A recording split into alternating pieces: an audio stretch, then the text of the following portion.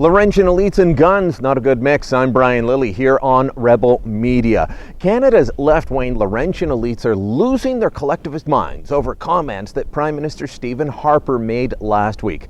The PM was in Saskatchewan for a meeting of the Association of Rural Municipalities. He told the group, "My wife's from a rural area. Gun ownership wasn't just for the farm, it was also for a certain level of security when you're away from immediate police assistance." Now, the crowd likely just nodded along and agreed. They would have thought it made complete sense. Well, not the folks that have run the country for so long and are still angry that Harper and his band of brigands are in the corridors of power. Lawrence Martin had this to say in the Globe and Mail: "Whatever side of this argument or debate you're on, it was only fitting in the current climate that this subject has entered the conversation. The Conservatives were already pushing hot buttons everywhere. Provocative rhetoric about the niqab, saber-rattling on Russia and Iran, fear-mongering on terrorism, lock-em-up forever legislation on crime and punishment. It's hard to recall another time when we have witnessed such a flame-throwing approach to politics, policy, and parliament.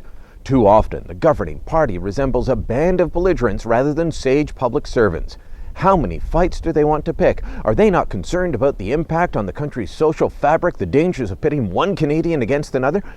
Really, Larry? So if I don't agree with your left-wing worldview, then I'm a flamethrower destroying the fabric of the country. Have you ever thought that maybe it's you and people like you pitting one group of Canadians against the other with your attacks on law-abiding gun owners instead of practicing the live and let live mentality that progressives espouse but refuse to live by?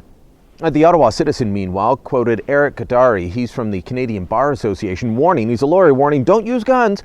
Deadly force through the use of a gun would never be justified unless the situation turned into one that was life-threatening. And at that point, you're really talking about self-defense.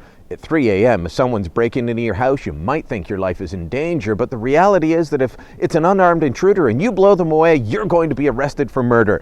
No one's talking about blowing anyone away, but let me read you the Self-Defense Act, which says a person is not guilty of an offense if A, they believe on reasonable grounds that force is being used against them or another person, or that a threat of force is being made against them or another person.